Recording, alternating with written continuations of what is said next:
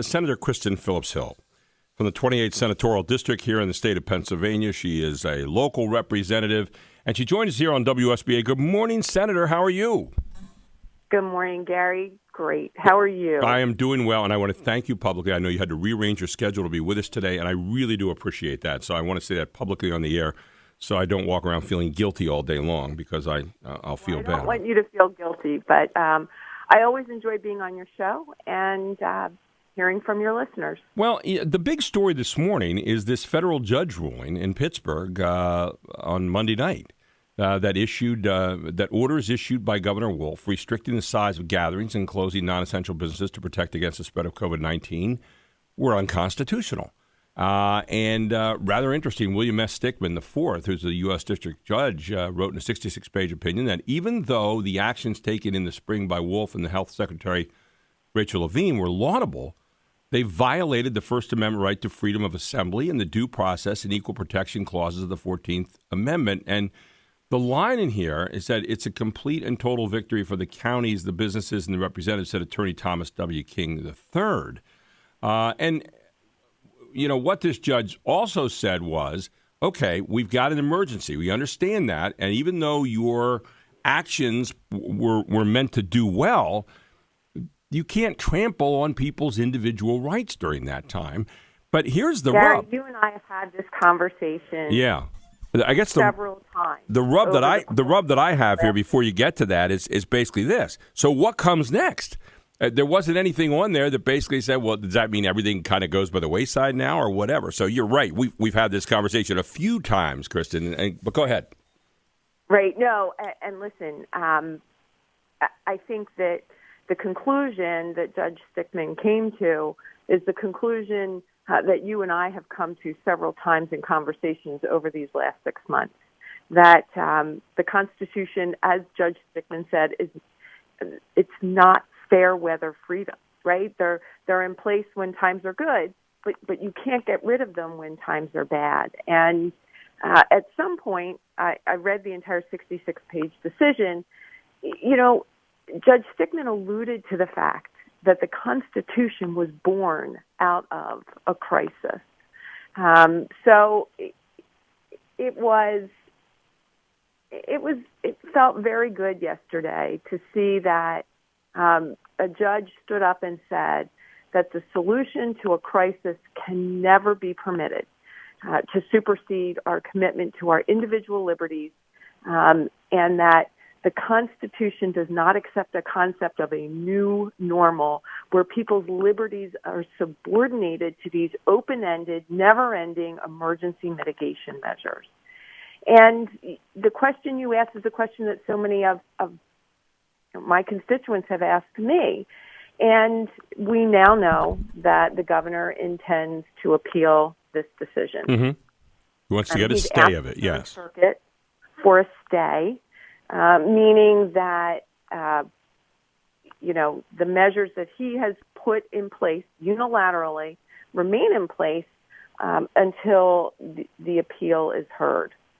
So there were some questions yesterday as to whether this decision applies only to the counties in that Western Circuit. Mm-hmm.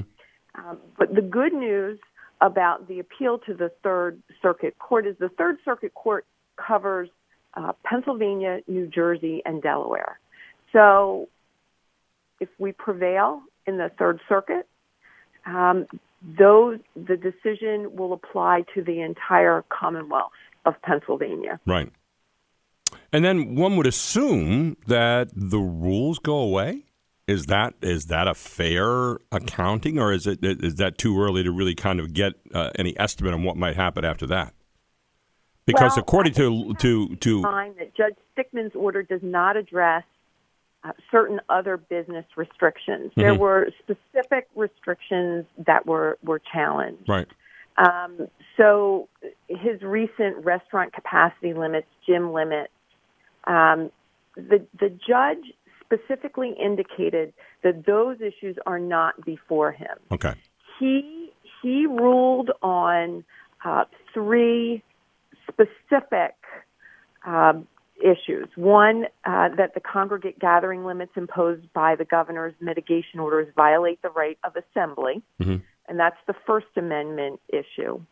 That the stay-at-home and business closure components of the governor's orders violate due process in the 14th Amendment, and that the business closure components violate the Equal Protection Clause of the 14th Amendment, right? So the business closures, as well as the right to assemble, are specifically what has been addressed. Which brings us to an interesting area, because the governor came out last week and said, come September 21st, a week from yesterday, I'm going to allow you to have 50% capacity in your restaurants. But there were some codicils to that, little Faustian bargains, if you will, trading with the devil.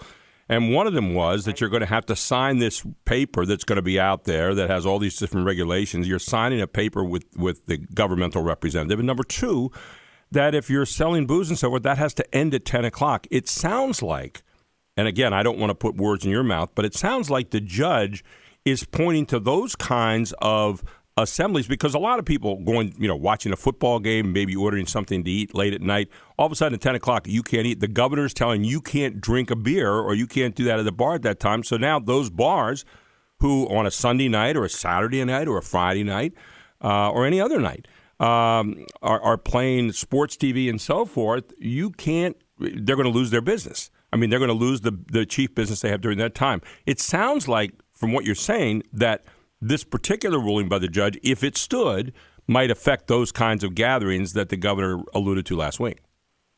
Right. Certainly. I am not an attorney, but I agree with your assessment that potentially those types of mitigation measures, as the governor calls them, would be invalidated by this decision.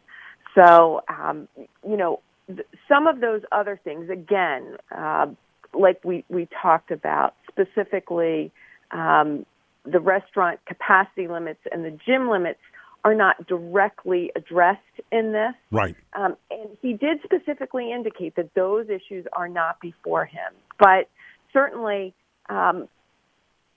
we can say that, we can begin to question a lot of things that have been put in place.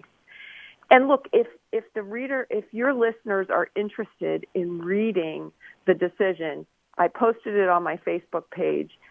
It really is a good read, and in a lot of ways, very, very disconcerting.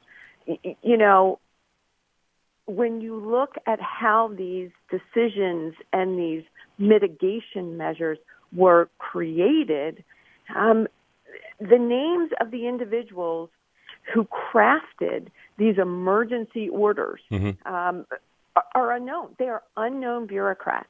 Senator Kristin Phillips-Hill from the 28th Senatorial District with us here this morning on WSBA Morning News with Gary Sutton.